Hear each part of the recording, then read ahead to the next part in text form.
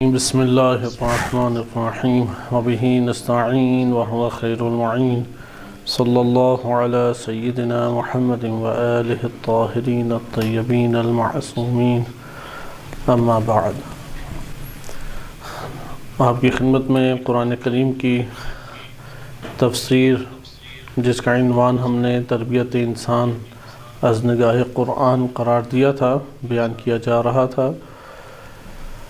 خداوند متعال اس تعلیم قرآن اور تفکر و غور و فکر جو ہم باہمی طور پہ کر رہے ہیں، اس کا ثواب مرحومین خصوصاً جنہوں نے اہتمام کیا ہے، اللہ تعالیٰ ان کے مرحومین کو عنایت فرمائے۔ آپ کی خدمت میں آج کے دن جو ہم موضوع مزید آگے لے کے چلیں گے، وہ خاتون کا ایک تعارف ہے قرآن کریم کی نگاہ میں کہ سب سے بہترین خاتون کون شمار ہوتی ہے۔ گزشتہ درس میں ہم نے گھرانے کے اعتبار سے ملاحظہ کیا تھا کہ ایک قرآن کی نگاہ میں گھرانہ ملکوتی ہے اور ایک گھرانہ عنکبوتی ہے۔ گھرانہ ملکوتی وہ ہے کہ جس میں اللہ سبحانہ و تعالیٰ کی ربوبیت، اس کی عبادت، عبودیت، بندگی اور رحمت کا غلبہ دکھائی دے۔ آگے ہم جو قرآن کریم کی آیات پڑھیں گے وہ در حقیقت انہی دو گھرانوں میں سے ایک گھرانے کا تعارف بن جائے گی۔ عنکبوتی گھرانہ وہ کہلاتا ہے کہ جس گھرانے میں مختلف قسم کے مسائل سامنے پیش آتے ہیں، اور وہ گھرانہ رحمت الہی سے، برکت الہی و بندگی الہی سے باہر نکل جاتا ہے۔ اس طرف توجہ رہنی چاہیے کہ جو گھروں کے اندر اطمینان، سکون، راحت اور گھرانوں کے اندر حیات حقیقی کا جو عنصر ہے، اس کی اصل بنیاد اللہ سبحانہ و تعالیٰ کی بندگی ہے، اللہ تعالیٰ کی عبادت ہے۔ اور اللہ کی عبادت اس وقت تک ممکن نہیں ہے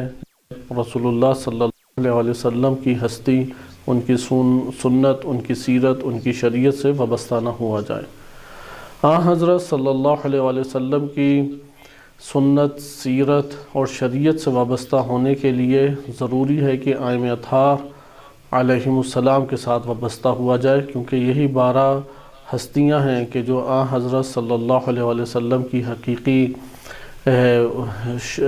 حقیقی اوصیاء ہیں، ان کے خلفاء قرار پائے، راہبران امت و حاکمان امت اللہ تعالیٰ کی جانب سے قرار پائے، اور انہی کے ذریعے سے اللہ تعالیٰ نے اپنے دین کی حجت کو تمام کیا، اور انہی کے ذریعے سے اللہ سبحانہ و تعالیٰ نے جس ہدف کے لیے خلقت کو شروع کیا ہے وہ پائے تکمیل تک پہنچتا ہے۔ لہذا جو 12 ائمہ علیہم السلام کے ساتھ متمسک نہیں ہو سکا، چاہے وہ شیعہ ہو، سنی ہو، کوئی بھی ہو، اس سے فرق نہیں پڑتا،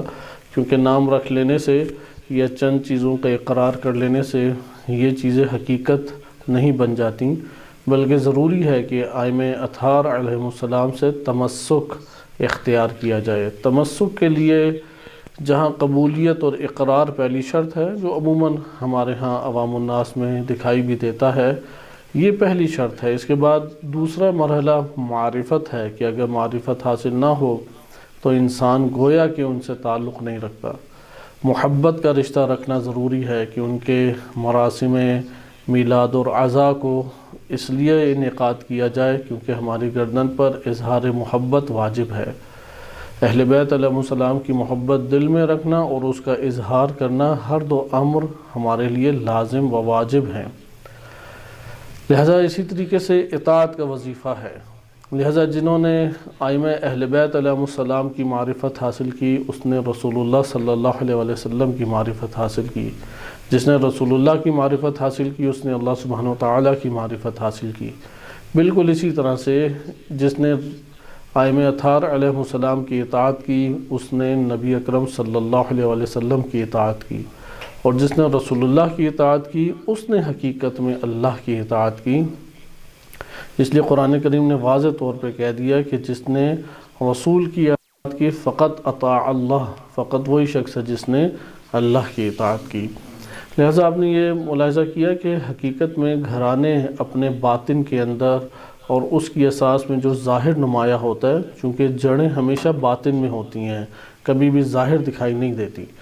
اور پورا درخت جو ہے اور اس کا ثمرہ، اس کا پھل، اس کے دیگر خصوصیات، وہ ساری انہی جڑوں پر قائم ہیں۔ ایک گھرانے ملاکوتی بھی اسی طرح سے جڑ رکھتا ہے۔ وہ جڑ اسے ظاہراً دکھائی نہیں دے گی، وہ جڑیں در حقیقت یہی بنیادی قرآنی افکار اور اعتقادات ہیں، اور ان کی اساس کے اوپر ایک گھرانے کا اپنے آپ کو ڈھالنے کی کوشش کرنا ہے۔ اس کے نتیجے میں اللہ سبحانہ وتعالیٰ اس گھرانے میں رحمت عنایت کرتا ہے، کیونکہ رزق تو اللہ تعالیٰ ہر گھر کو دے رہا ہے، چاہے وہ کافر ہو، مسلم ہو، منافق ہو، یا بہت توحید پرست ہو، اللہ سبحانہ وتعالیٰ کی راہ میں چلنے والا ہو، رزق اللہ ہر ایک کو دے رہا ہے۔ لہذا رزق اس ٹائم صہیونی اسرائیلی ظالمین کو بھی مل رہا ہے، رزق جو ہے وہ مظلومین کو بھی مل رہا ہے۔ جو استعمار و طواغیت کے پیامبر بنے ہوئے ہیں انہیں بھی رزق وافر طور پہ مل رہا ہے، اور جو ان سے ٹکراؤ میں راہ حق کے راہی ہیں ان کو بھی اللہ تعالیٰ رزق دے رہا ہے، اور رزق ہر ایک کو مل رہا ہے۔ لیکن اس رزق کو استعمال کر کے کس جگہ پر وہ معاشرہ، وہ گھرانہ، وہ فرد کھڑا ہے، یہ مہم ہے۔ یعنی جاب ہر ایک کی لگ جاتی ہے بالفاظ دیگر، اس کے لیے ضروری نہیں ہے کہ مسلمان، شیعہ اثنا عشری، مومن اور راہ حق پہ چلنے والا ہو، اس کے لیے یہ لازم نہیں ہے۔ اس کے لیے اللہ سبحانہ وتعالیٰ نے اجل مسمى رکھی ہے، زمین پر ایک قلیل مدت ہے، اور رزق انسان کا رکھا ہے، طلب کرے گا، اس طلب کے نتیجے میں اللہ تعالیٰ اس کے لیے راہ رزق کھولے گا۔ اس لیے جاب ہے، تجارت ہے، کوئی اور سلسلے کا شروع ہونا ہے، یہ راہ رزق میں جو اس نے کوشش کی اللہ تعالیٰ کا راہ کھول دینا ہے۔ ہر دفعہ راہ کھلی نہیں ملتی، بعض اوقات راہ بند ملتی ہے تاکہ اسے بندش سے آزمایا جائے۔ اس کا یہ مطلب نہیں ہوتا کہ اب جن چڑھ گیا، جادو ہو گیا ہے، نظر لگ گئی ہے، یا کوئی اور دیگر توہمات ہیں، کیونکہ دنیا میں خداوند متعال نے مصیبتوں کی مقدار زیادہ رکھی ہے، بلکہ ہر نعمت مصیبت بن جاتی ہے۔ مادی جہان کی ہر نعمت وہ مصیبت بن جاتی ہے، کیونکہ مادی جہان کی ہر نعمت کے اندر ایسی جسے کہتے ہیں بائی برتھ خصوصیات ہونا، پیدائشی چند ایسی چیزیں پائی جاتی ہیں کہ وہ انسان کو سکون دے ہی نہیں سکتی۔ مثال کے طور پہ اس نے فنا ہونا ہے، جب فنا ہونا ہے تو وہ انسان سے چھن جانے والی ہے، اور جو چھن جانے والی ہو انسان کو سب سے زیادہ اسی سے تکلیف اور دکھ اٹھانا پڑتا ہے۔ کوئی بھی چیز انسان کے ہمراہ رہنے والی نہیں ہے۔ اسی طرح اس کی خصوصیت یہ ہے کہ وہ انسان کے لیے ضرر کو لیے ہوئے ہے۔ ہر مادی شے جہاں ایک نوع فائدہ لیے ہوئے ہے، اسی ٹائم ایک ضرر لیے ہوئے ہے، اور وہ ضرر کا اظہار بھی کرتی ہے۔ ہم خوراک کھاتے ہیں، یہی خوراک اس وقت ضرورت بھی ہے، لیکن یہی خوراک سبب کینسر بن جاتی ہے، سبب ٹی بی بن جاتی ہے، سبب شوگر بنتی ہے، ہارٹ پیشنٹ ہو جاتا ہے، کئی قسم کے امراض ہیں، معدے کے انسان کو امراض لگ جاتے ہیں۔ اسی طرح سانس لینا انسان کی مجبوری ہے، لیکن یہی سانسیں آلودگی کی صورت میں انسان کو نقصان پہنچاتی ہیں۔ مادی جہان کے اندر خداوند متعال نے ایک اس کو طرف سے دیکھے نعمت ہے، دوسری طرف سے دیکھے مصیبت ہے۔ لہذا یہ جہان اللہ تعالیٰ نے اس طور پہ پر کیا ہے، ضروری ہے کہ ہم نے اختیار سے ایک روپ اختیار کرنا ہے، یا ملاکوتی روپ اختیار کریں یا عنکبوتی روپ اختیار ہو جائے گا، چونکہ ملاکوتی کو ترک کریں گے تو درمیانی صورت عنکبوتی ہی ہے، یا تو وہ منافق ہے یا آشکار کافر ہے۔ ہر دو صورتیں انسان کے لیے ہلاکت کا باعث ہے۔ خصوصاً ہمارے ہاں چونکہ نفاق کے صرف ایک سبب کو بیان کیا جاتا ہے اور باقی چیزوں کو نظر انداز کر دیا جاتا ہے، اس لیے انسان سارے منافقانہ اعمال انجام دینے کے باوجود اپنے آپ کو مومن تصور کر رہا ہوتا ہے۔ بہت بڑا انسان کو یہ اپنے آپ کو دھوکہ دینا ہے، دھوکہ وہ کسی اور کو تو نہیں دے پائے گا، لیکن بہت بڑا اپنا نقصان کر بیٹھے گا، کیونکہ درمیانی کوئی صورت نہیں ہے۔ ہمارے معاشروں کو اچھی صورت وہی لگتی ہے جو درمیانی ہو، یعنی نہ اتنا زیادہ دیندار نظر آئے اور نہ بالکل آشکار جو ہے وہ کافر نظر آئے، دونوں ہونے چاہیے کہ چلو ٹھیک ہے، کوئی نماز بھی پڑھ لی، گانے بھی سن لیے، ٹھیک ہے کہ ہمیں کوئی مجالس میں شرکت کر لی یا نوحے قصیدے پڑھ لیے یا اسی طرح سے درس وغیرہ دے لیا، اور ادھر سے نہ خمس ادا کیا اور نہ ہی کوئی زکوٰۃ کی فکر کی، نہ اللہ کی راہ میں مال خرچ کیا، چونکہ روایات نے اس کو، قرآن کریم کی آیات میں اس کو نفاق کی علامت قرار دیا گیا۔ ان کے ہاتھ سے پیسہ نہیں نکلتا، بلکہ دوسروں کو روکتے ہیں اللہ کی راہ میں پیسہ دینے سے۔ سورہ منافقون میں منافقین کی یہ صفات ذکر کی گئی ہیں۔ یا بہت اللہ کا وَلَا يَذْكُرُونَ اللَّهَ إِلَّا قَلِيلًا، اللہ کا ذکر قلیل کرتے ہیں۔ اب ایک شخص نماز ہی نہیں پڑھتا اور مختلف طرح کے رسومات دینی میں مشغول رہتا ہے، ادھر سے اپنے آپ کو مومن بھی ایک تصور کرے، نہیں، یہ شخص یا ایک نفاق کی حالت میں آہستہ آہستہ چلا جائے گا، یا آہستہ آہستہ یہی امراض اسے دائرہ ایمان سے خارج کر دیں گے۔ لہٰذا ضروری کیا ہے کہ کوشش کرتے رہیں۔ یہ نہیں کہتے کہ ہر کوشش میں انسان کامیاب ہے، یہ تصور اصلاً باطل ہے۔ مثلا کوشش کرے کہ اموال اس کے پاک ہو جائے، بھاگ دوڑ کرے، سوال جواب کرے، کوشش کرے، تدبیر کرے، ایک وقت آئے گا اللہ تعالیٰ اس کا مال پاک کر دے گا۔ کوشش کرے تزکیہ نفس انسان کا ہو جائے، پاک اس کا نفس ہو، جس طرح مال کو تزکیہ چاہیے، جان کو بھی تزکیہ چاہیے۔ لہٰذا وہ کوشش کرے اللہ کی راہ میں فری کام کرنے کی، کوئی اسے اپنا فائدہ نہ ہو سوائے اللہ سبحانہ وتعالیٰ یا دین الہی کو فائدہ ہو۔ یہاں پہ اس کے جان مال میں تزکیہ آہستہ آہستہ شروع ہوگا، کوشش کرتا رہے گا۔ ایک وقت آئے گا زندگی کا کہ وہ اپنی اس کوشش میں اللہ تعالیٰ موفق فرمائے گا، کامیاب کر دے گا۔ اسی طرح سے دیگر امور ہیں، دین کو نشر کرنا، دین کو احیاء کرنا، دین کو قائم کرنے کی کوشش کرنا، یہ ساری کوشش کے اوپر وابستہ ہے۔ ہم اپنی ہر کوشش میں ہمیشہ کامیاب نہیں ہیں، لیکن یہ کوشش کرنا یہ بتا دیتا ہے اللہ تعالیٰ کی بارگاہ میں یہ نفاق سے بھی نفرت کرتا تھا اور کفر سے بھی نفرت کرتا تھا، یعنی گھرانے عنکبوتی سے کاملاً نفرت کرتا تھا۔ یہ چاہتا تھا، کوشش کر رہا تھا کہ ملکوتی اپنے آپ کو بنائے۔ یہ ملکوتی اور عنکبوتی کئی صفات رکھتا ہے اپنے وجود میں۔ اس کو اب ہم آئندہ جو درس پڑھ رہے ہیں اس کے تناظر میں انشاءاللہ تعالی بہتر محسوس کر سکیں گے، کیونکہ یہ گزشتہ دروس چونکہ ایک ترتیب سے آپ کی خدمت میں عرض کیا جا رہا ہے، تربیت انسان کے بڑے بڑے فلسفے بیان کرنے سے ہزار گنا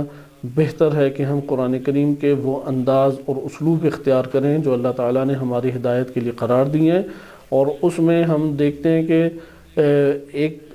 تفکر الہی دے کے قرآن کریم عمل کی دعوت انسان کو دیتا ہے، ایک شے میں ڈھل جانے کی دعوت دیتا ہے، اور دو ٹوک واضح شفاف بات کرتا ہے۔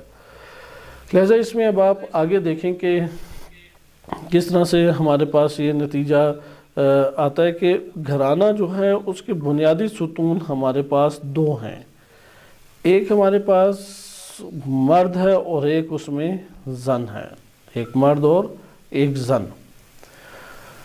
ہم زن کے حوالے سے، خواتین کے حوالے سے پہلے مطالعہ کر رہے تھے، کیونکہ عموماً خواتین کو صرف ان کے وظائف کی انجام دہی جو اس کے شوہر کی جانب سے ہوتی ہے اس کے اوپر زور دے کے بات ختم کر دی جاتی ہے، جبکہ آپ قرآن کریم کا آغاز دیکھیں تو اس طرح سے سلسلہ ہمیں دکھائی نہیں دیتا۔ حتیٰ کہ سورۃ النساء میں بھی اللہ سبحانہ وتعالی نے مرد اور زن کے جو ازدواجی مسائل ہیں اس کو بعد میں ذکر کیا ہے، میراث کے مسائل کو پہلے ذکر کیا ہے۔ پہلے یہ ذکر کیا کہ آدم علیہ السلام کے ساتھ جناب حوا، اور ان سے پھر سلسلہ انسانی آگے شروع ہوا۔ اس جگہ پر آج ہم جس موضوع کو دیکھیں گے، چونکہ دونوں ستون کو ہمیں مطالعہ کرنا ہے، ایک گھرانہ ہماری نصیحتوں سے، ہمارے وعظ سے اور ہمارے دیگر غصہ غضب کرنے سے وہ الہی نہیں بن جاتا، کیونکہ ہوتا یہی ہے، عموماً طبع انسانی کی بات کی جا رہی ہے کہ اس نے اپنی جوانی میں بڑی خطائیں اور بڑی کوتاہیاں کی ہوتی ہیں، غافلانہ زندگی بسر کی ہوتی ہے، لیکن اپنے بچے کو معصوم دیکھنا چاہتا ہے۔ خود جب وہ بالغ ہوا تھا تو بہت سارے عجیب و غریب اس سے نامناسب افعال صادر ہوئے، لیکن اپنے بچے کے حوالے سے وہ چاہتا ہے کہ یہ عصمت میں گویا کہ ایک قسم کا ڈھلاؤ، وہ ساری ان قباحتوں سے دور ہو، کیونکہ ہمیشہ اخلاق کا جو بیان ہے، اخلاق کی جو نصیحتیں ہیں وہ ہمیشہ صرف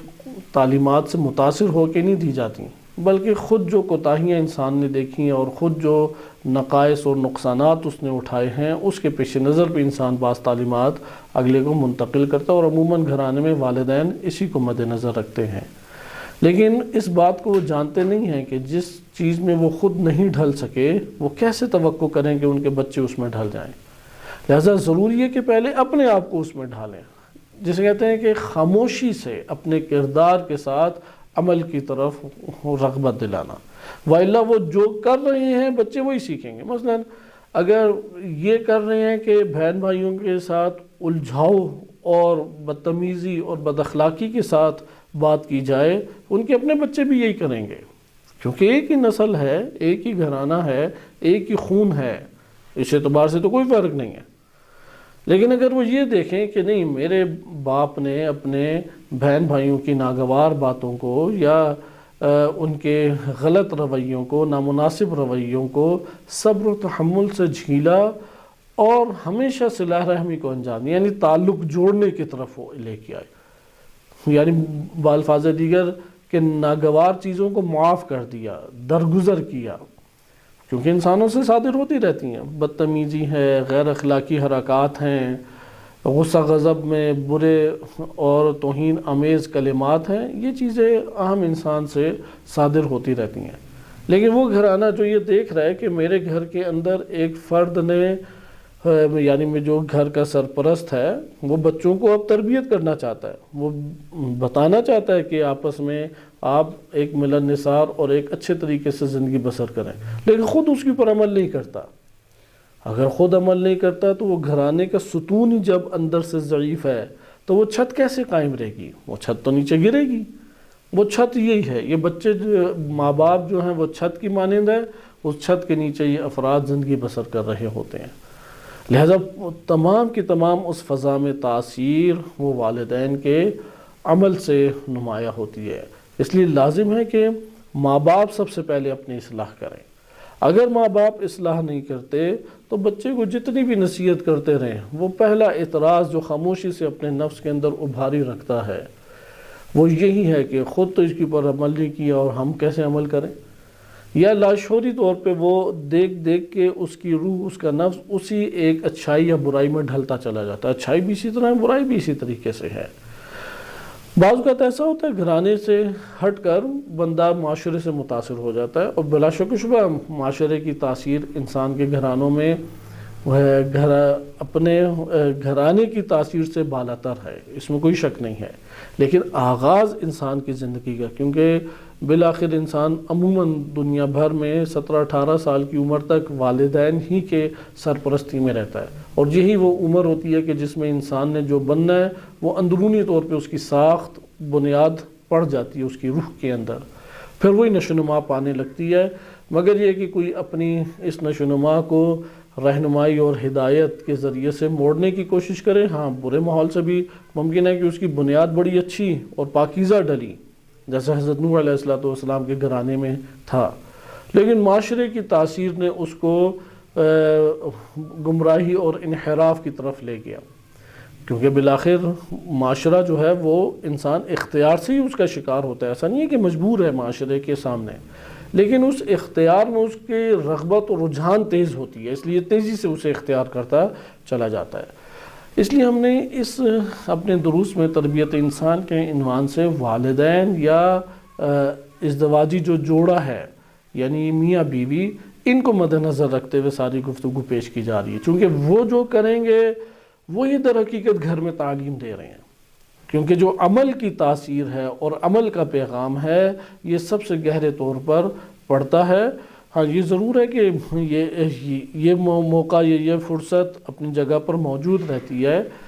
کہ ایک گھرانے میں فسق کی بنیاد پڑ گئی، کیونکہ والدین اتنے محتاط نہیں تھے کہ وہ دین کی رعایت کریں، دین کی رعایت نہ کرنے میں بہت سست اور غافل، جس کی وجہ سے بے شمار گناہوں کو انجام دیا جاتا تھا اور اس کا احساس بھی نہیں کرتے تھے کہ یہ گناہ ہے۔ بہرحال ادھر فسق کی ایک بنیاد پڑی، لیکن اس فرد نے اپنے گھر سے باہر کے ماحول میں ایک اچھے ماحول سے تعلق قائم کر لیا، اچھی جگہ سے تعلق قائم کیا، اچھے افراد کی ذہنی نگرانی، ذہنی تربیت آ گیا، یہاں پہ یہ نشوونما پا لے گا، لیکن یہ والے کیسز کم ہیں، بہت قلیل ہیں معاشرے میں، لہذا اس کو ہم ابھی گفتگو میں لے کے نہیں آئیں گے۔ اسی طرح اس کے برخلاف بھی ہے کہ گھرانہ اندر سے بہت محتاط، دین کی رعایت کرنے والا متدین ایک گھرانہ تھا، لیکن اس گھر کے فرد نے اب اس کے اندر صالح پن کی ایک بنیاد پڑی روح کے اندر، جس کو اس نے نشوونما دینا تھا، لیکن اس نے اپنے گھر کے باہر جو ماحول مختلف قسم کے فاسد ماحول تھے وہ ان کا مقابلہ نہیں کر سکا، اور اختیار سے ان کو اختیار کر لیا، اس نے اپنے اختیار سے، اپنے ارادے سے اس نے اسی ماحول کو اپنے لیے چن لیا۔ آہستہ آہستہ وہ صالح بنیاد اس کے اندر وہ غیر صالح شخصیت میں ڈھل جائے گی۔ ایسا بس نتیجہ ہمارے پاس نکلا، ملکوتی اور عنکبوتی خاندان، اس کو بہت مد نظر رکھیں۔ مخلوط خاندان نفاق ہے، منافق ہے، یہ بار بار اس لیے آپ کی خدمت میں تکرار کیا جا رہا ہے کیونکہ ہمارے معاشروں میں پوری دنیا میں، صرف پاکستان نہیں ہے، ایران ہو، عراق ہو، حتیٰ نبی صلی اللہ علیہ وسلم کے دور میں بھی یہ مسئلہ تھا، کیونکہ حکومت اسلامی 10 سال رہی ہے، لیکن شدید ترین نفاق مدینہ اور اطراف مدینہ میں نبی صلی اللہ علیہ وسلم کی حیات طیبہ میں بھی اور ان کی رحلت کے بعد بھی موجود رہا۔ یہ جو نفاق ہے یہ عنکبوتی گھرانے کو تقویت دیتا ہے، عنکبوتی گھرانے کو وجود دیتا ہے، یعنی ایک مکڑی کی طرح جس میں در حقیقت موت وہ سایہ فگن ہے، موت کے سائے وہاں پہ چلتے پھرتے آپ کو دکھائی دیں گے۔ لہٰذا اس عنکبوتی گھرانے کی چند خصوصیات ہیں کہ ابھی ہم جو خواتین آئیڈیل خاتون قرآن کریم کی نگاہ میں اس آئیڈیل خاتون سے ملاقات جنم لیتا ہے، قرآن کریم کی نگاہ میں بدترین خاتون، اس بدترین خاتون سے عنکبوتی گھرانہ جنم لے سکتا ہے۔ ہم اس دونوں قسم کے گھرانوں کے اندر خاتون کی تاثیر البتہ اس عنوان سے مطالعہ کرتے ہیں کہ کیا گھرانے کے اندر اس کی ایک بنیاد پڑتی ہے۔ قرآن کریم کی ہی آیت کو ہم پہلے سرنامہ کلام بناتے ہیں کہ قرآن کریم نے سورہ شورى آیت نمبر 50 میں ارشاد باری تعالی ہوتا ہے کہ للہ 49 اور 50 کو مطالعہ کریں، للہ ملک السماوات والارض، اللہ ہی آسمانوں اور زمین کا مالک ہے، یعنی ملکیت حقیقی ہے۔ پہلے بھی یہ مطلب ذکر کیا جا چکا ہے کہ ملکیت دو طرح کی ہوتی ہے، ایک ملکیت حقیقی ہے اور ایک ملکیت انسان کی نسبی ہے، اعتباری ہے۔ ملکیت حقیقی کبھی انسان سے کسی ذات سے چھنتی نہیں ہے، انسان نہیں، ملکیت حقیقی کبھی نہیں چھنتی۔ انسان جس چیز کا ملکیت حقیقی کا معیار ذکر کیا جا رہا ہے، ہر وہ ذات جو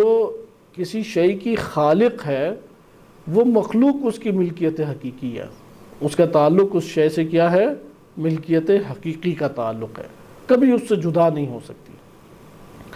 ملکیت سے پہلے بھی مطلب عرض کیا گیا تھا، جیسے ہمارے ہاتھ میں کوئی چیز ہو، اس کے ہم مالک شمار ہوں تو ہم مالک ہیں، وہ شے مملوک کہلاتی ہے، وہ شے جو جس کے اوپر آپ ملکیت رکھتے ہیں وہ مملوک کہلاتی ہے، اور دونوں میں رشتہ ملکیت کا ہے۔ اللہ سبحانہ و تعالیٰ سے ہمارے کئی قسم کے تعلقات اور روابط ہیں، مثلا ایک رابط خالق اور مخلوق ہونے کے اعتبار سے ہے۔ اس خالق اور مخلوق ہونے کا تقاضا یہ ہے کہ اللہ مالک اور ہم مملوک ہیں، اور یہ ملکیت حقیقی ہے۔ کوئی شے اللہ سبحانہ و تعالیٰ سے نہ کاملاً جدا ہے اور نہ اللہ تعالیٰ کے احاطے سے وہ باہر نکل سکتی ہے۔ بس یہاں پہ ایک معیار کی عرض کیا گیا کہ جس شے کا بھی کوئی شے خالق ہے تو جس کی وہ خالق ہے وہ مخلوق اس کی کیا ہوگی؟ ملکیت حقیقی ہوگی۔ اس کا ایک اور معیار جو علامہ طباطبائی رحمۃ اللہ علیہ نے ذکر کیا وہ یہ ہے کہ ہر وہ شے جو جدا ہو جائے دوسری سے وہ ملکیت حقیقی نہیں ہو سکتی۔ ملکیت حقیقی وہ ہے جو کبھی بھی جدا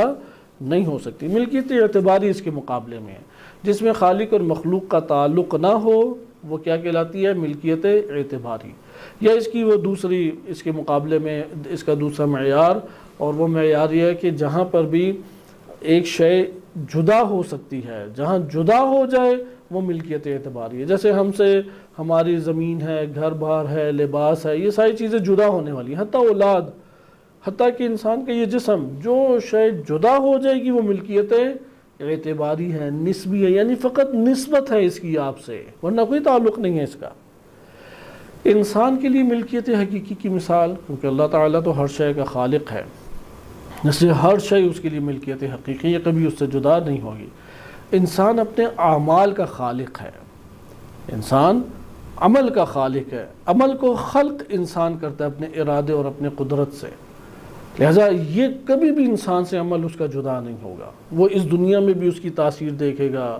قبر میں بھی دیکھے گا، آخرت میں بھی دیکھے گا۔ یہی عمل اس کے لیے رفیق بن جائے گا، یہی عمل اس کے لیے جنت بنے گی، یہی عمل اس کے لیے جہنم بنے گی۔ عمل انسان سے جدا نہیں ہوتا۔ عمل جتنا اللہ کے لیے انجام دیا جائے اتنا وہ عمل حسن پیدا کرے انسان اس کے چیزوں میں۔ اسی طریقے سے وہ عمل جس قدر زیادہ اللہ سے دور ہو، یعنی یہ جو تیزی اور چلاکی لوگ چلتے ہیں کہ دنیا کا بھی فائدہ اٹھا لیا، چلو کچھ دینی بھی ایک ٹچ دے دیا، تو اس میں یہ عمل کو خود فاسد کر رہے ہیں۔ بالکل اسی طرح سے کہ اگر ایک بالفرض خالص چیز ہے، اس کے اندر ناخالص چیز کا آپ اضافہ کریں گے تو وہ ناخالص چیز اسے تباہ و برباد کرے گی۔ عمل کی دنیا میں بھی یہ تاثیر ہے کہ جتنا اسے ناخالص کرے وہ در حقیقت وفات پاتا چلا جاتا ہے، اس کی وفات جہنم ہے۔ خوب اس میں ہم نے یہ دیکھ لیا کہ انسان اپنے عمل کا خالق ہے۔ اسی طرح انسان اپنی روح کا بھی،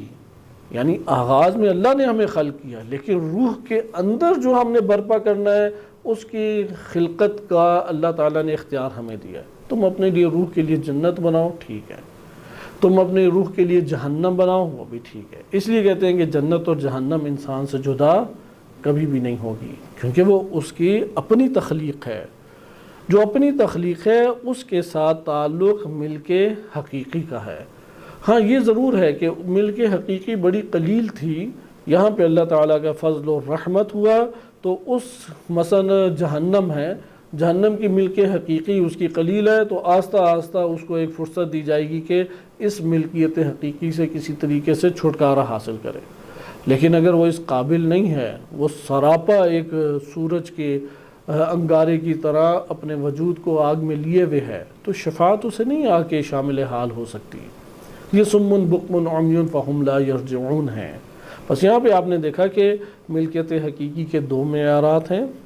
ایک معیار آپ نے دیکھا کہ تخلیق جو ہے وہ خالق سے ملکیت حقیقی کا تعلق رکھتی ہے، اور دوسرا جو انسان سے کبھی جدا نہ ہو سکے وہ شے ملکیت حقیقی رکھتی ہے۔ انسان عموماً یہ سمجھتا ہے کہ میری صحت، میرا مال اور میری اولاد، خصوصاً اولاد کے بارے میں تو بڑی خوش فہمی ہے کہ جیسے کیونکہ انسان کے ارد گرد اپنے بیوی بچے، آل اولاد اور صحت کے ساتھ یہ اموال نہ ہوں تو وہ تو جیتے جی بھی ممکن ہے کہ اس دنیا سے رخصت ہوں۔ دنیا بھر کو یہ جھٹکا کورونا کے ایام میں لگا، خصوصاً جن کو اس کورونا نے آ کے تھوڑا ٹچ کیا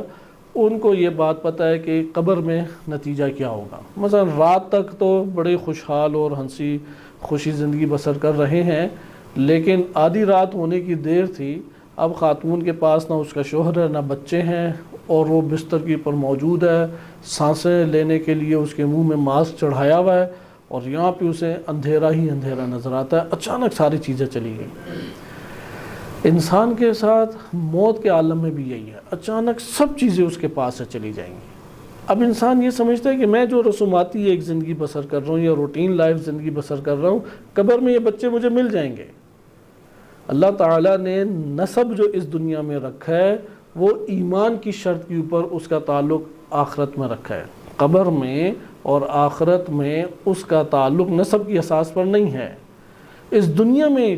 نسب کی اساس کے اوپر اللہ تعالیٰ نے رکھا ہے، کیونکہ یہ دنیا رحمت الہی کا آشکار جلوہ ہے، جبکہ روز قیامت اللہ تعالیٰ کی عدالت کا جلوہ ہوگا۔ لہذا وہاں پہ ہر شے آشکار ہے، یہاں پہ رحمت کی وجہ سے ہر شے پوشیدہ ہے، ہماری روح کے جو ہے وہ دوسروں کے لیے سامنے پوشیدہ ہے، ہمارے اعمال پوشیدہ ہیں۔ اچھا، اس دنیا کی ہر شے ظاہر کچھ ڈھال سکتی ہے اور باطن کچھ بن سکتی ہے، لیکن اگلا جہان اس طرح نہیں ہے۔ قبر میں جاتا ہے تو ہر شے آشکار ہی آشکار ہے، جو جس نے سنبھالا ہوا ہے اپنے پاس وہی اس کو ظاہر کرے گا۔ لہذا اگلا جہان اس طرح قطعاً نہیں ہے۔ یہ علماء تاکید در تاکید کرتے ہیں کہ ایک دو طرح کے رحم ہیں۔ رحم کہتے ہیں کہ جہاں سے انسان کی نشو و نما شکم مادر میں شروع ہوتی ہیں، وہ چونکہ رحمت کا عظیم ایک نمونہ ہوتا ہے کہ قطرہ نجس کو اس نے سنبھال کے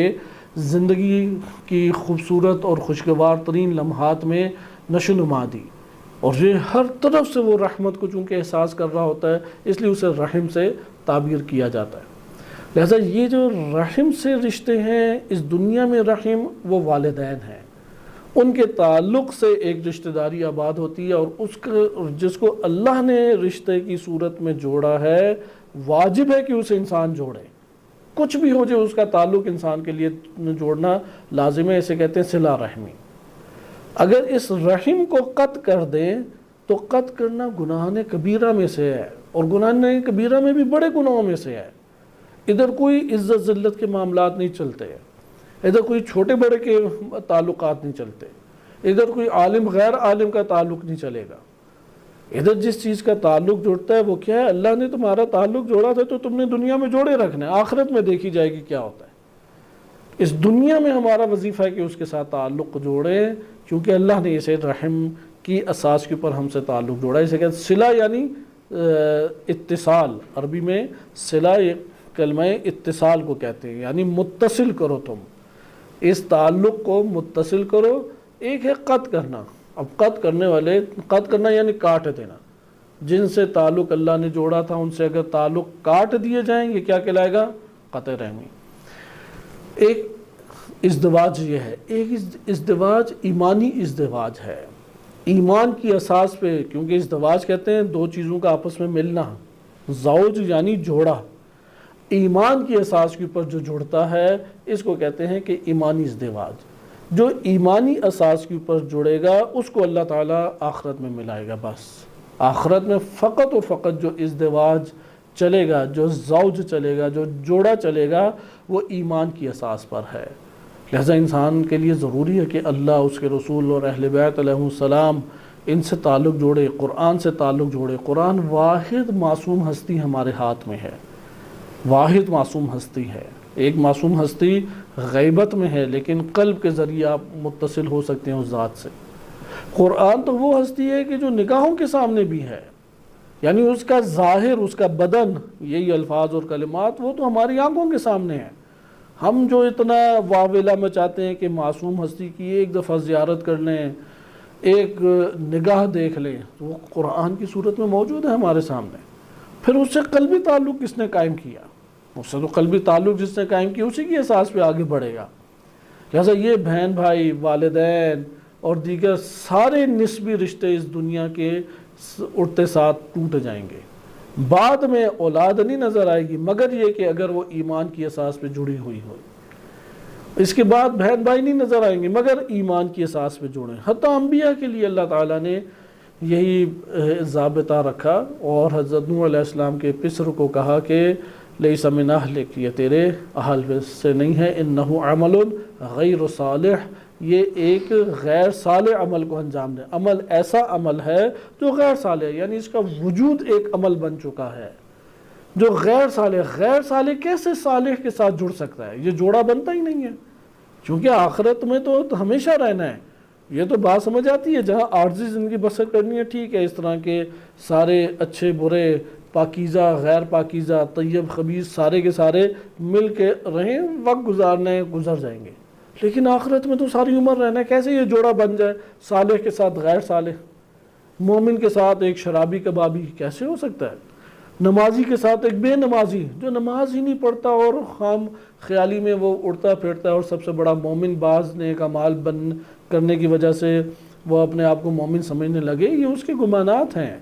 گمانوں کی اساس پہ آخرت میں جوڑا نہیں بنتا، یعنی ادھر کوئی تصور کرے میری شادی ہوگی اور بچے ہو گئے ہیں تو خیالات کی صورت میں اس کی شادی اور بچے ہو جائیں گے،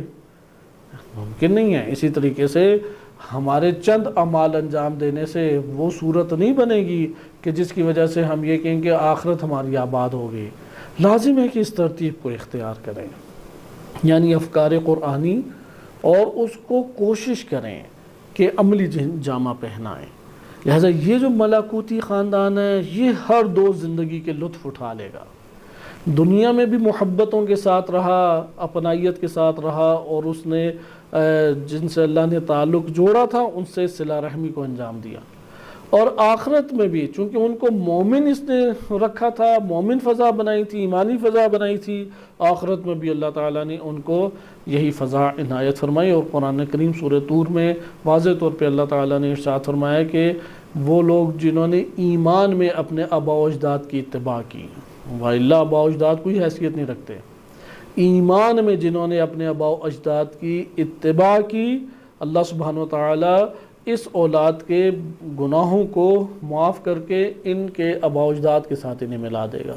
وَإِلَّا آباء و اجداد کیا، کسی کی کوئی خبر ہی نہیں ہونی۔ آئے اب ہم اس میں دیکھتے ہیں کہ یہ جو ہمارے پاس سارے ایک تصور کھنچتا ہے، اس میں خاتون کا بہت گہرا کردار ہے۔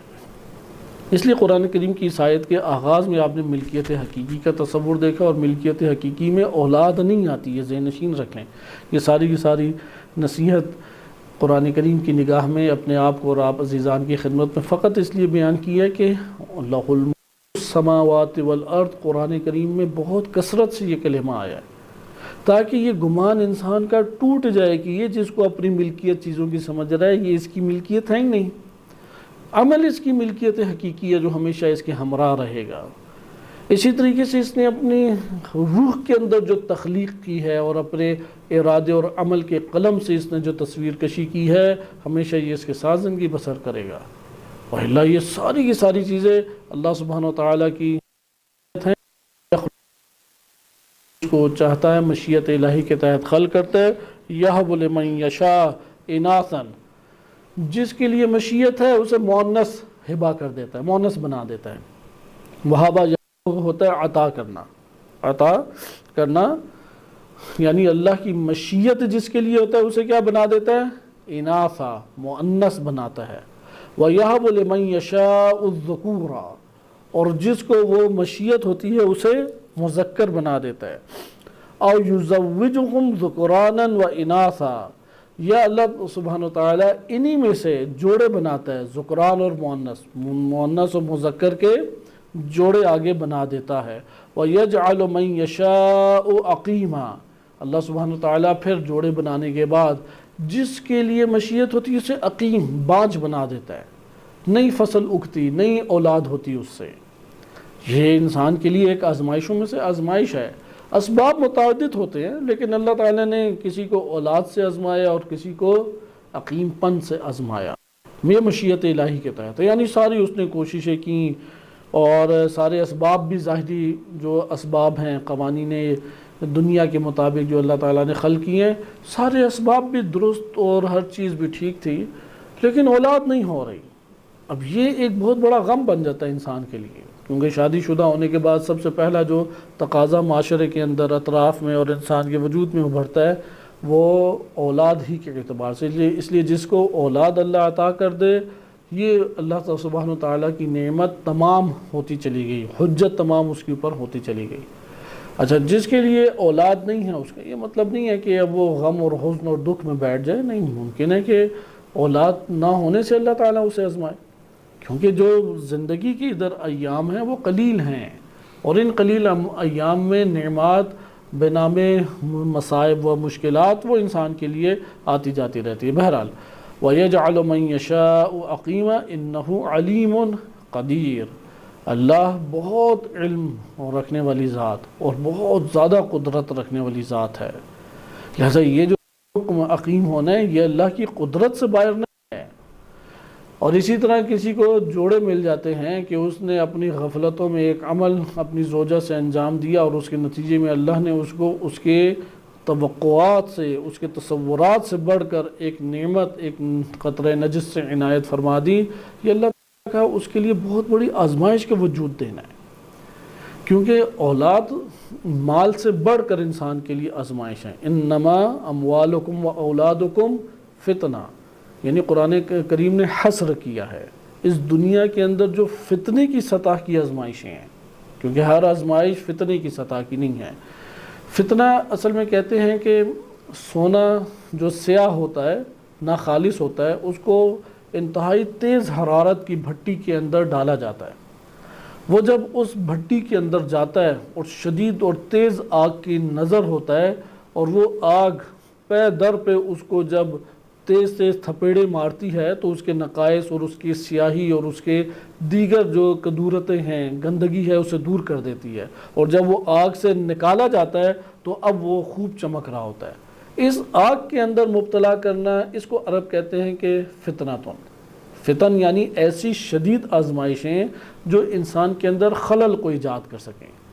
یہ اپنے آزمائشوں کے دائرے میں اوج کی آزمائشیں ہیں، یعنی اس سے اوپر اللہ تعالیٰ نے آزمائشوں کا نہیں میں رکھا۔ اوج کی جو آزمائشیں ہیں یہی ہیں کہ یا اپنی شخصیت ہے، کی آیات سے ہمیں پتہ لگتا ہے، یا انسان کے لیے مال ہے اور اولاد ہے۔ لہذا اموال و اولادکم فتنۃ، یا قرآن کہے کہ تمہارے مال اور یہ تمہاری اولاد یہ عدو ہیں، دشمن ہیں، فاحذروہم، اس لیے ان کو ان سے بچ کے رہنا چاہیے، یعنی نگاہ رکھیں، ہمیشہ انسان کے فائدے میں نہیں ہے۔ اب ہم اسے پڑھیں گے کہ کس طرح یہ بھی ہو سکتا ہے کہ شوہر زوجہ کے لیے کیا ہو، بہت بڑا دشمن بنے،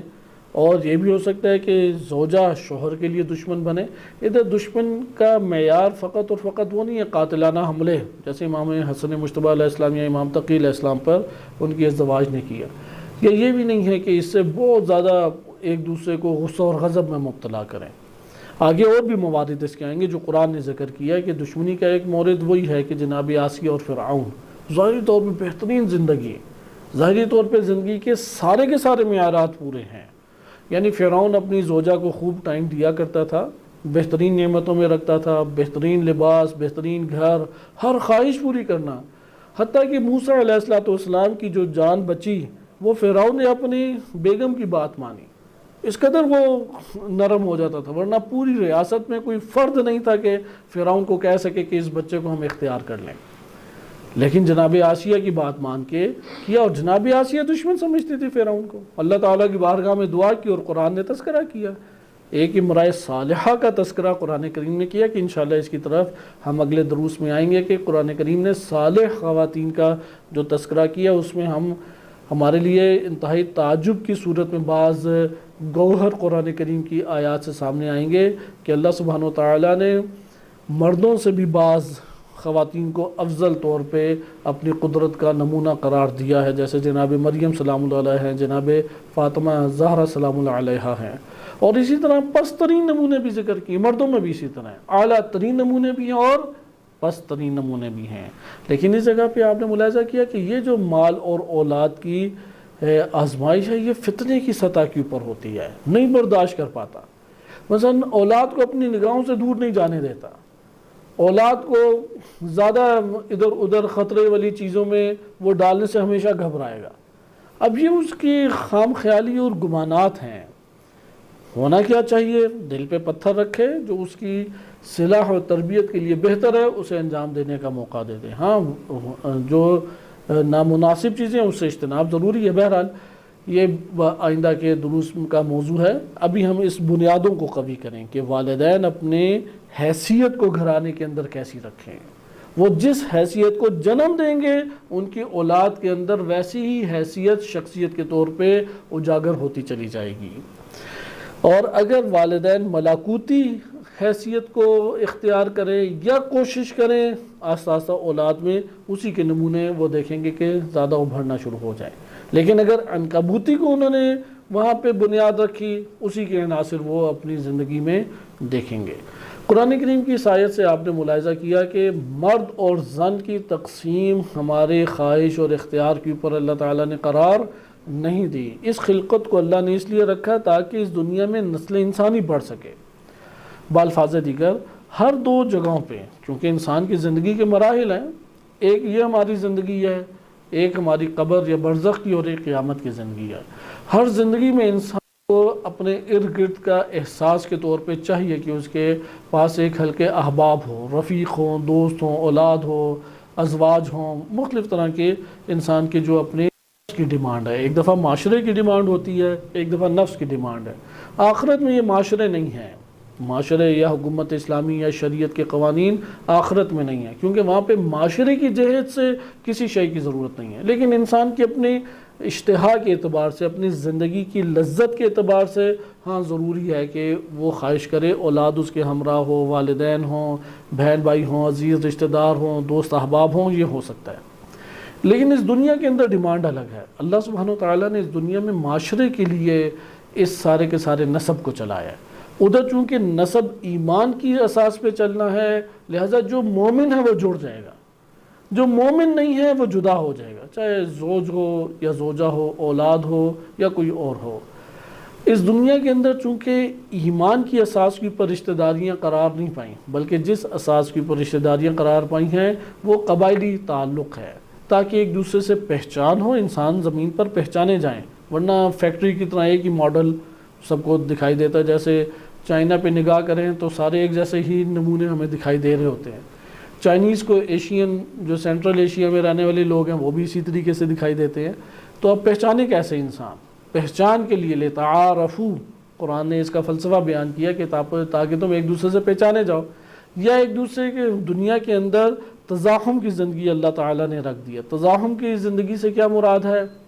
کہ ایک کا فائدہ جس چیز میں ہے دوسرے کا اسی میں نقصان ہے، اسے کہتے ہیں تزاحم، مزاحمت۔ یعنی ایک بندہ کھیل کود ایک شے سے کرنا چاہ رہا ہے اور وہی شے دوسرے کے لیے نقصان دہ ہے، ایک کی جو خوراک ہے دوسرے کے لیے وہی مثلا زندگی کا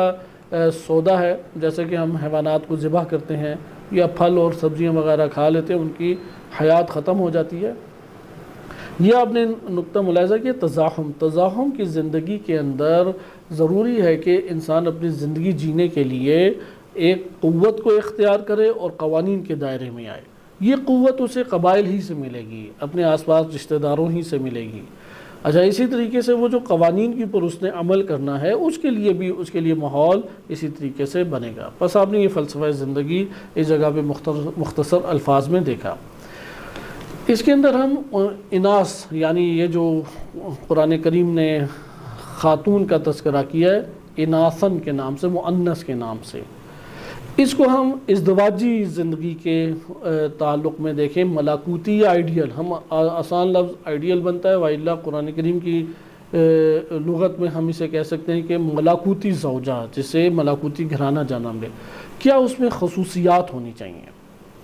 اس میں جو پہلی خصوصیت ہے اور وہ فلسفہ حیات سے بھی تر ہے، فلسفہ حیات کے بھی عین مطابق ہے، وہ یہ ہے کہ اپنے وجود کے اندر خود وہ ایک صالح اخلاق کو اختیار کرے، افکار اور اخلاق کو، کیونکہ یہ چیز معاشروں سے خاتون زیادہ متاثر ہوتی ہے۔ ایک تب انسان نے اناث اور ذکور کی بنائی ہے، یعنی مذکر اور مؤنث کی کچھ ذاتی خصلتیں ہیں جن کی وجہ سے وہ ایک دوسرے سے جدا ہوتی ہیں۔ اس کو بھی ابھی انشاءاللہ ہم قرآن کریم کی نگاہ میں دیکھیں۔ اس کو ہم آسان لفظوں میں کہتے ہیں نسائی خصوصیات اور مردانہ خصوصیات۔ نر کے بہتر ہے نر والی خصوصیات، کیونکہ قرآن کریم کی نگاہ میں نر مادہ کے مقابلے میں ہیں جس سے صرف بچے پیدا ہوتے ہیں، لیکن مرد وہ بعض اعلیٰ ترین اخلاقی خصوصیات کو لیے ہوئے ہوتا ہے جس سے دین قائم ہوتا ہے، جس سے اللہ سبحانہ وتعالیٰ کا عہد و پیمان زمین کے اوپر پورا ہوتا ہے، اسے مرد سے تعبیر کیا گیا ہے۔ بہرحال ہم آسان لفظوں کے انتخاب کی وجہ سے ادھر مرد استعمال کر رہے ہیں، قرآنی تصور مرد نہیں، ایک یعنی نر، ادھر مراد مرد بے معنی نر ہے، وَإِلَّا نر اور مرد میں فرق ہے، کیونکہ مرد رجولیت جو ہے وہ خواتین میں بھی صفت ہو سکتی ہے، مردوں میں بھی ہو سکتی ہے۔ وہ خواتین جنہوں نے عہد و پیمان کو اللہ کی بارگاہ میں نبھایا اور دین کے قیام میں انہوں نے اپنی زندگی کو خرچ کیا، انہیں اللہ سبحانہ وتعالی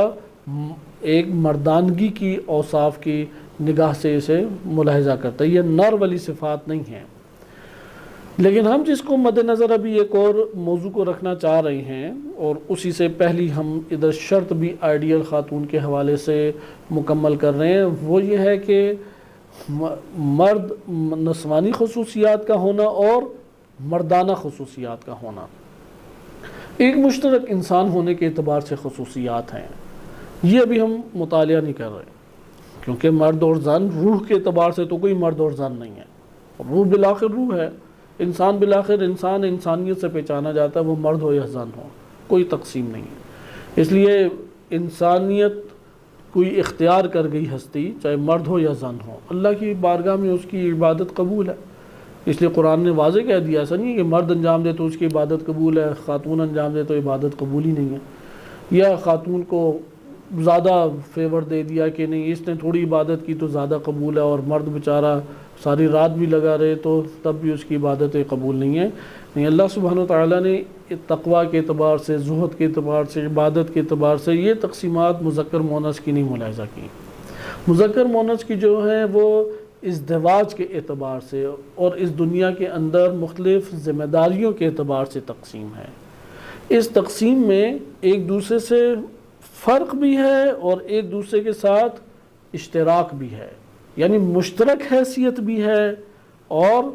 اختلاف اور فرق کی حیثیت بھی ہے۔ ہر دو حیثیت کو مطالعہ کرنا چاہیے، لیکن ابھی ہم بعنوان انسان نہیں مطالعہ کر رہے۔ جب بھی بعنوان انسان مطالعہ کریں تو اس وقت کون سی حیثیت سامنے آئے گی؟ مشترک پہلو۔ ابھی ہم جس پہلو کو مطالعہ کر رہے ہیں وہ ہے فرق والا پہلو۔ فرق کس طریقے سے؟ بعض خصوصیات ہیں نسوانی۔ بہت سارے گھرانوں میں چونکہ مرد حضرات نسوانی خصوصیات سے واقف نہیں ہوتے، اس کی بنیاد پہ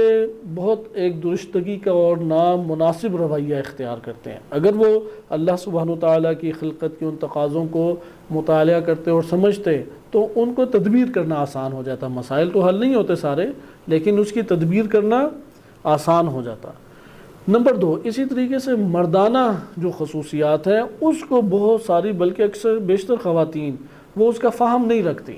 اس کی وجہ سے مرد کو وہ ڈیل صحیح طور پہ نہیں کر پاتی اور بیجا ایک عجیب و غریب لڑائی جھگڑے کی فضا گھرانے کے اندر پیدا ہونا شروع ہو جاتی ہے۔ یہاں پہ قرآن کریم نے آیات کریمہ کے ذیل میں ان خصوصیات کی طرف بھی اشارہ کیا ہے۔ خاتون کی خصوصیات میں سے اہم ترین خصوصیت خود اس کی ایک جسمانی تقاضوں کے علاوہ ایک اہم خصوصیت ہے جذباتی پن۔ وہ غالب رہتا ہے۔ مرد اور خاتون دونوں کی روح کے اندر یا جسم سے جو ارتباط ہے، چونکہ خاک سے تعلق کی وجہ سے روح پہ ایک اثرات پڑ جاتے ہیں۔ خاک سے تعلق ٹوٹے گا، وہ اثرات بھی آہستہ آہستہ دور ہو جائیں گے۔ بالکل اسی طریقے سے کہ انسان کے اگر پاؤں زمین کے اوپر یا ریت کے اوپر ہوں تو ریت کی تاثیر گرمائش کی آہستہ آہستہ اس کے پاؤں کے ذریعے سے اس کے بدن میں تو منتقل ہوگی۔ ہم اس دنیا خاک، علمی طور پہ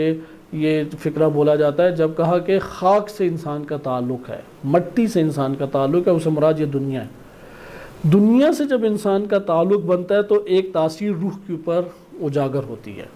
اللہ ساری کی ساری خوبیاں روح کے پاس ہیں، نقائص بھی روح کے پاس ہیں،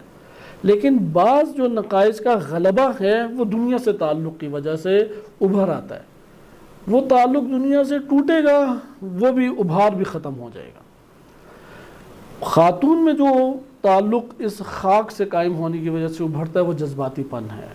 اور مرد کے اندر جو تعلق اس خاک سے ابھرتا ہے اس کی وجہ سے وہ شہوت کا ایک غلبہ ہے، شہوت جنسی۔ چونکہ قرآن کریم یا روایات کی روشنی میں شہوت ہر قسم کی انسان کے بدن کی ضرورت اور لذت کو شہوت سے تعبیر کیا جائے، جیسے کھانے کی شہوت، دیکھنے کی شہوت، سننے کی شہوت، محفل جمانے کی شہوت، چکھنے کی شہوت، ہر چیز جو انسان کی ضرورت پوری کرے، مادی ضرورت، اور اس کی لذت اور سکون کا باعث بنے، دینی اصطلاح میں اس کو کیا کہتے ہیں؟ شہوت۔ لیکن اردو میں ایک معنی میں شہوت فقط استعمال ہوتی ہے جو ازدواجی تعلق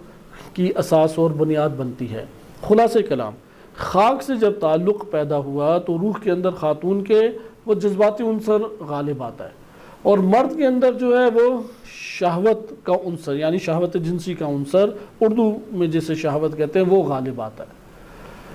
اچھا، اب یہ وجہ بنتی ہے کہ خاتون جس چیز کو بھی دیکھتی ہے اس کی طرف تیزی سے مائل ہوتی ہے۔ خوشی کا ایک موقع ہوگا، خواتین میں جذباتی احساس زیادہ دکھائی دے گا، اسے احساسات اور عواطف بھی کہتے ہیں۔ غمی کا موقع ہوگا، خواتین میں غمی کا احساس زیادہ دکھائی دے گا، اظہار وہ زیادہ کریں گی کیونکہ جذبات ابھر آتے ہیں۔ جذبات مرد کے اوپر ہیں تو وہی نسوانی خصوصیت اس نے اختیار کر لی، حالانکہ مرد تھا وہ، یعنی نر تھا، لیکن نر نے اختیار کر لی خواتین والی۔ اور بعض خواتین آپ وہ پولیس مین جیسی ہمیشہ دکھائی دیتی ہیں، ان میں کوئی زنانہ خصوصیت ہی نہیں دکھائی دیتی، تو یہ استثنائی مورد ہے، اس کی ہم ابھی بحث نہیں کر رہے۔ یعنی وہ مرد جو ہر بات کے اوپر بھڑک اٹھتا ہے، جذبات میں آ جاتا ہے، اسے سمجھنا چاہیے کہ وہ حد عقل مرد نہیں بن سکتا، نر تو بنے، وہ کیوں خواتین کی سطح کے اوپر آگے گر گیا؟ اللہ تعالیٰ نے مرد کو صبر اور تحمل عطا کیا ہے، اس کے اندر اللہ سبحانہ و تعالیٰ نے ظاہری اعتبار سے غلبہ اشتہا اور شہوت کو قرار دیا تاکہ وہ رحمت کے بازو پھیلا سکے، محبت کے بازو اپنے خانوادے کے لیے پھیلا سکے۔ خاتون کے لیے ہر شے میں جذبات کو اللہ سبحانہ و تعالیٰ نے غالب رکھا ہے، اور یہ دونوں عقلوں پہ غالب آ جاتے ہیں، کیونکہ خاک سے جب انسان یعنی خاکی زندگی بسر کرتا ہے، دنیاوی زندگی بسر کرتا ہے، ان دو کے غلبے عقل کے اوپر چھانے لگ جاتے ہیں۔ عقل یہاں پہ بالکل اسی طرح سے جیسے مٹی زیادہ ہو یا دھند زیادہ ہو تو لائٹیں صحیح کام نہیں کر رہی ہوتی، تو عقل بھی اسی طرح سے یہ جب ابھر آئیں تو کام کم کر رہی ہوتی ہے۔ لہٰذا یہ جو عواطف ہیں، احساسات ہیں، مشاعر، یا یہ آپ کہہ لیں کہ جذباتی پن خواتین کا، اس میں اب ماحول ہو خوشی کا اس کی طرف بھی تیز رجحان ہے، ماحول ہو غمی کا اس کا بھی اظہار زیادہ ہے۔ اچھا، ایک موقع ایسا آ جاتا ہے، فضا بنتی ہے جس میں ذلت کا احساس ابھرے، خاتون کو زیادہ اس کا احساس ہوگا۔ ایک موقع آ جاتا ہے جہاں عزت کی فضا بنے، خاتون کو عزت کا احساس بقیہ کی نسبت زیادہ ہوگا۔ اسی طریقے سے پریشانی کا موقع آ جاتا ہے، خاتون کو پریشانی زیادہ لاحق ہوگی۔ یہ ایک طب ہے خواتین کی، یہ نسوانی خصوصیت ہے، یہ تمام کی تمام افراد میں اللہ تعالیٰ نے خاتون بنام خاتون رکھی ہے۔ اس میں جو پہلی صورت تھی، صالح خاتون کون کی کہلائے گی؟ جو اپنے جذبات کے اوپر عقل کو حاوی کرے۔ بالکل اسی طرح سے اس کے مقابلے میں آئیڈیل مرد کون کہلائے گا؟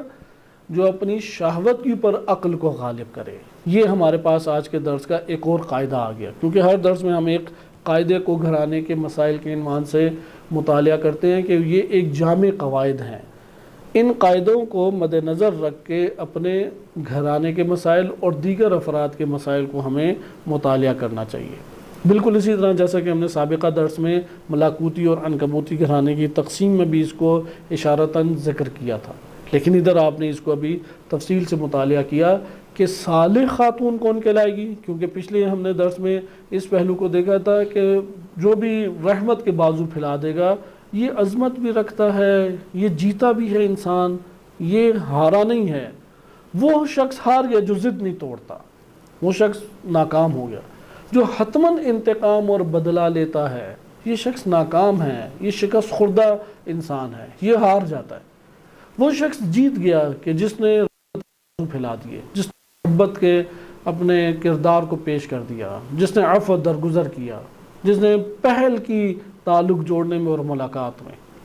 یہ شخص کیا ہے؟ یہ عظیم انسان ہے، یہ فاتح ہے، یہ جیت گیا انسان۔ وہ شکست کھا گیا جو اپنی ضد کے اوپر ڈٹا رہا اور اٹا رہا۔ بس صالح خاتون کون سی ہوگی؟ کیونکہ اب صالح خاتون کے نام سے نماز روزے کے یہ فلسفے تو ہر کوئی جانتا ہے۔ اب یہ ہم فقط اتنا سا بیان کریں، واجبات ادا کرے اور فقہی مسائل سے واقف ہو، اور چلو اور مزید ہوا مجالس بھی پڑھ لے، اور زیادہ مزید ہوا تو خواتین کے مسائل کو حل کر لے۔ یہاں پہ صالح پن کے اعتبار سے پہلی چیز یہ ہے کہ اپنے اندرون میں جذبات کو کنٹرول کریں، کیونکہ خاتون کے لیے ساری تباہیاں یہاں سے آتی ہیں۔ بالکل اسی طرح مرد کی ساری تباہیاں شہوت سے آتی ہیں، خاتون کے لیے ساری تباہیاں یہی غصہ اور غضب یا ان چیزوں کے شکار ہونے سے آتی ہیں۔ اس لیے اس ٹائم پوری دنیا میں شیطنت کے پھیلانے کا سب سے بڑا جو ذریعہ بنتی ہے خاتون ہے، کیونکہ اس کو استعمال کرنا اس عنوان سے آسان ہوتا ہے۔ اس کے لیے جذبات کو ابھارنے والی ایک تصویر کشی کی جاتی ہے، وہ اس کی طرف جھکتی چلی جاتی ہے۔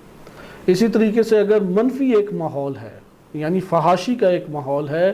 وہ بنایا جائے تو مردوں سے زیادہ خواتین ہیں کہ جو اس ماحول کو سازگار کریں گی۔ روایات کے مطابق بھی یہی ہے کہ دنیا کی طرف مردوں کو گردن سے پکڑ کے جو لے کے آتی ہیں وہ خواتین ہیں، کہ ان کو شیاطین ذریعہ بناتا ہے۔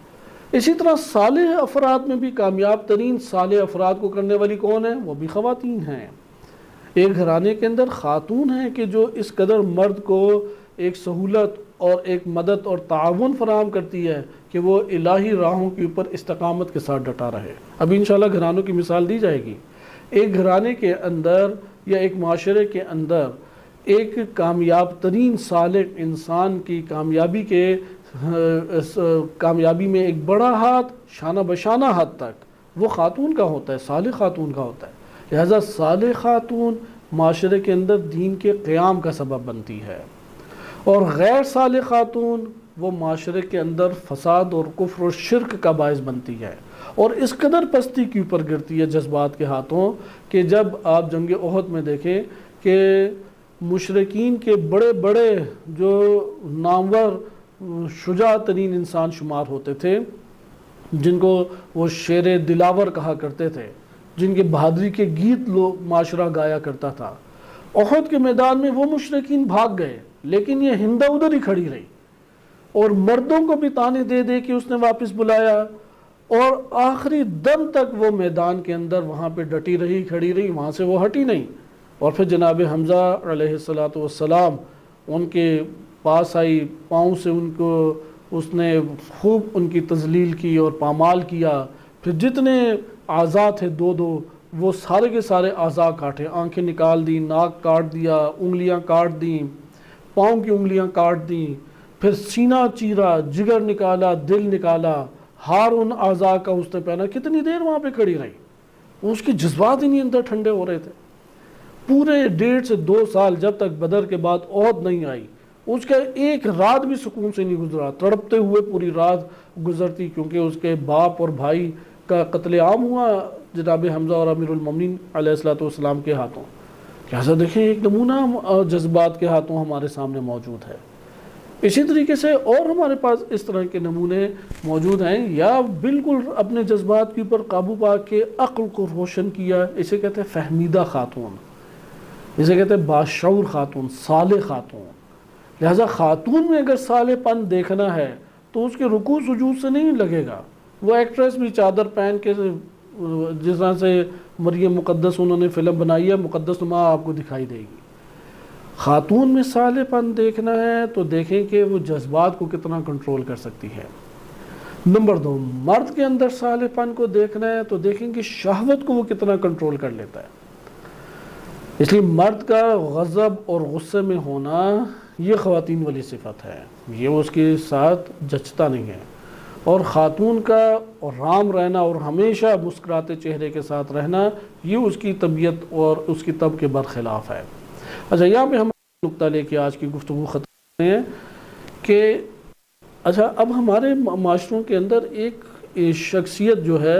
مرد ہو یا زن ہو، وہ آئیڈیل صورت میں تو فوراً نہیں ملے گا، اور مل بھی جائے تو اگلا نہیں ویسا ہوتا۔ مثلا خاتون آئیڈیل مل گئی تو مرد وہی عام طب کے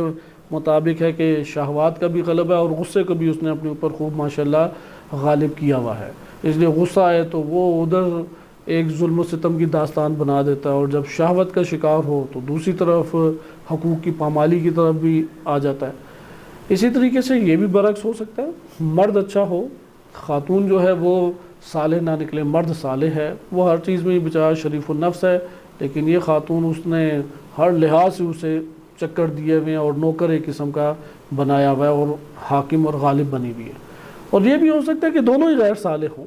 یہ بھی ممکن ہے، ہر 3 صورتیں موجود ہیں۔ ہونا کیا چاہیے؟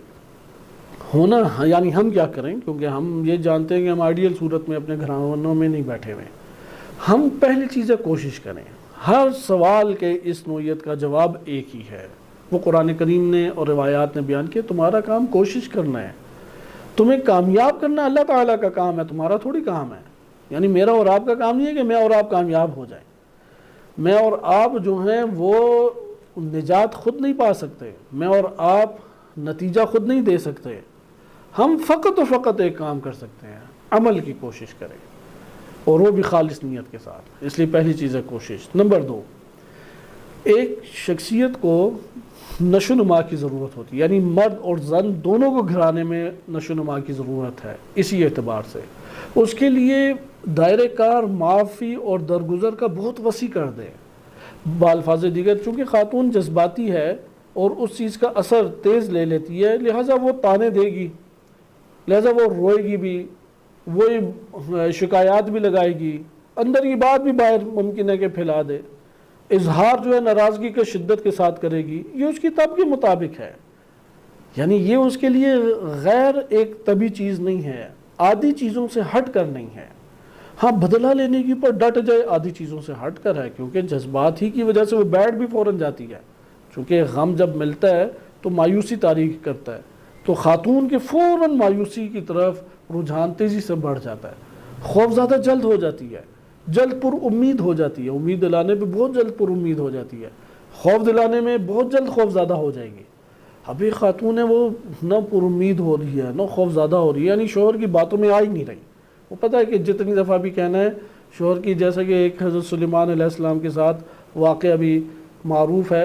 حقیقت ہو یا نہ ہو، بہرحال ہماری دینی کتب میں آیا ہے بدون اسناد کہ ایک چیڑا اور چڑی تھی، تو سلیمان علیہ السلام ادھر قریب موجود تھے، پرندوں کی باتیں سمجھتے تھے، تو چیڑا اب اسے اپنی وفاؤں کی داستانیں اور بڑی یقین دہانی کرا رہا ہے کہ اگر میری تمہارے ساتھ شادی ہو جائے تو یہ سلیمان علیہ السلام کے جو گنبد ہے محل کا وہ بھی اٹھا کے تمہارے لیے میں لے آؤں گا۔ وہ 4 پانی کے قطرے نہیں اٹھا سکتا، لیکن کہہ رہا ہے کہ وہ بھی میں گنبد تمہارے لیے لے آؤں گا۔ تو حضرت سلیمان علیہ السلام نے حاضر کر دیا، تو انہوں نے اس سے وجہ پوچھی کہ کیا تم جھوٹ بول رہے ہو اس کے ساتھ، کیوں یہ ایسا کر رہے ہو؟ تو کہا کہ میں اپنی تو کسی طور پہ تو اپنی اس کے سامنے اہمیت کا احساس، حیثیت کا احساس کسی طور پہ کر سکوں۔ یہ ایک طب ہے، یعنی اس واقعے میں بھی واقعہ پیش نظر نہیں ہے، وہ طبع انسانی پیش نظر ہے۔ اسی لیے کہا جاتا ہے کہ جو طب کے اوپر زندگی بسر کرے وہ آہستہ آہستہ گمراہ ہو کے رہتا ہے، جو عقل کے اوپر زندگی بسر کرے یا دین کی اساس پر زندگی بسر کرے وہ کامیاب ہے۔ طب کی اساس پہ دنیا سجتی ہے، طب کی اساس پہ دنیا کی لذتیں حاصل ہوتی ہیں، طب کی اساس پہ دنیا کی آپس میں یہ ٹکراؤ کی صورتوں میں رونقیں اپنے طور پہ بڑھتی ہیں، وَإِلَّا تو یہ برزخ بن کے رہ جائے گا، یہ طبعی زندگی نہ ہو، آپ اسے کاٹ دیں تو یہ تو برزخ ہے، سب کے جذبات ٹھنڈے ہیں، سب اپنے اپنے کاموں سے کام رکھ رہے ہیں، کوئی نہ مسئلہ ہے، نہ فتنہ ہے، نہ جھگڑا ہے، نہ محبتیں ہیں، کوئی ہے ہی نہیں، مسائل ہی نہیں ہیں، لہذا دنیا انہی تباہی کی وجہ سے ہے۔ تو یہ طبع نسوانی ہمارے پاس ہے۔ ادھر مرد کی ذمہ داری ہے کہ خاتون جو جذبات کا اظہار غیر معمولی کرتی ہے اس کے اوپر وہ صبر کرے، یہ اس کی طب کے مطابق ہے، اس کی عام عادات کے دائرے سے باہر نہیں ہے۔ اسی طرح سے مرد ہے، مرد کو اس مقام پہ صبر کرنا چاہیے، اگر وہ ہر چھوٹی چھوٹی بات پہ غصہ غضب کا شکار ہو اور بھڑک اٹھے، یہ اپنی وہ طب سے باہر ہے، لیکن اگر وہ اشتہا کا ایک نمونہ بنتا ہے اور اس کی ایک خواہش کرتا ہے، مثلا پسند کرتا ہے کہ زوجہ اس کے ہمراہ ہو، زوجہ کے ساتھ وہ وقت گزارے، یا اس طرح کی کوئی اور اس کی ڈیمانڈ بنتی ہے، یہ اس کی طب کے مطابق ہے۔ زوجہ کی طب کے مطابق کیا ہے کہ وہ جو جذباتی ایک چیزوں کا احساس کرتی ہے، مثلا کھانا شانا بنایا، اب زحمت محنت کی ہے، وہ حوصلہ افزائی چاہتی ہے، ممکن ہے مرد اسے نظر انداز کر دے، اس نے کھانے شانے بنائے بھی ہوں تو کوئی تعریف کرے نہ کرے اسے کوئی پریشانی نہیں ہے، لیکن خاتون اسے حد عقل اپنے شوہر سے چند تعریفی کلمات یا چند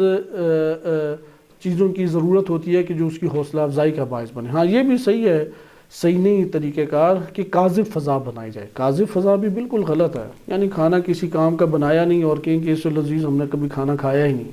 اور ساروں سے بلوائیں بھی زبردستی ٹیبل پہ بیٹھ کے کہ کیا بہترین روٹی بنائی ہوئی ہے، وہ نیچے سے ساری جلی ہوئی ہے، یا بڑے عجیب و غریب قسم کے ایک نہ چاہتے ہوئے اس نے ایک عمل انجام دیا ہے۔ کاذب فضا بھی درست نہیں ہے، لیکن توہین بھی صحیح نہیں ہے، احترام بھی اپنی سطح کے اوپر لازم ہے۔ ادھر شوہر کو چاہیے کہ وہ تدبیر کرے اور یہاں پر زوجہ کو وہ کسی طریقے سے ہینڈل کرے، یعنی کیونکہ اب وہ یہ قاعدہ ضابطہ ہمارے سامنے آ گیا کہ ہر ایک مسئلے میں، مثلا خاتون بعض جگہوں پہ جہاں عزت کا احساس پاتی ہے وہاں خدمات اپنے پورے وجود کے ساتھ دیتی ہے، لیکن جہاں پہ ذلت کا احساس پاتی ہے، اہانت کا احساس پاتی ہے، اس جگہ کے اوپر اگر وہ مجبور بھی ہو جائے کام کرنے کے لیے تو کس طرح سے اس کام کے اندر وہ ایک رنگت آ سکتی ہے، ایک خوبی آ سکتی ہے، کیونکہ فضا ہی نہیں ایسی موجود۔ لہذا یہ یہاں سے ہمیں وہ روایت کا جملہ بھی دوبارہ ہمارے لیے مزید کھل کر واضح ہو گیا کہ اللہ سبحانہ وتعالیٰ نے ریحانہ بنایا ہے، قہرمانہ نہیں بنایا، یعنی وہ ایک پھول کی مانند ہے جس کو آپ نزاکت کے ساتھ اختیار کرتے ہیں، سنبھالتے ہیں، حفاظت کرتے ہیں، استعمال کرتے ہیں۔ وہ اس طرح قہرمانہ نہیں ہے کہ ہر چیز ہر مشکل میں اسے سامنے آگے پکڑ کے کر دیا جائے۔ تو یہ روایات کا ایک نچوڑ ہے کہ مرد کے لیے لازم ہے کہ وہ ہینڈل کرے،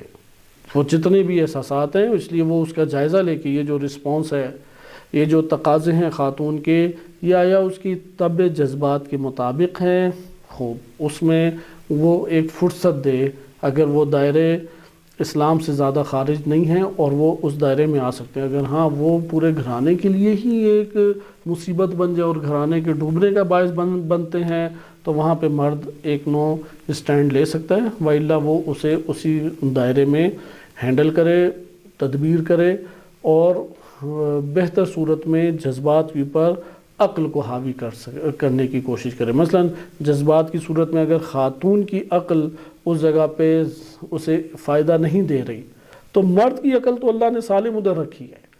لہذا وہ اس طریقے سے ماحول کو ہینڈل کرے کہ اس کے جذبات مرد کی عاقلانہ تدبیر کے تحت وہ کسی نہ کسی طور پہ محکوم ہو جائے، اس کے نیچے دب جائے یا اس کے ماتحت وہ جذبات آ جائے۔ یہاں پہ گھرانہ ملاکوتی اساس کے اوپر پروان آگے چڑھتا چلا جاتا ہے۔ صلی اللہ علیہ سیدنا محمد وآلہ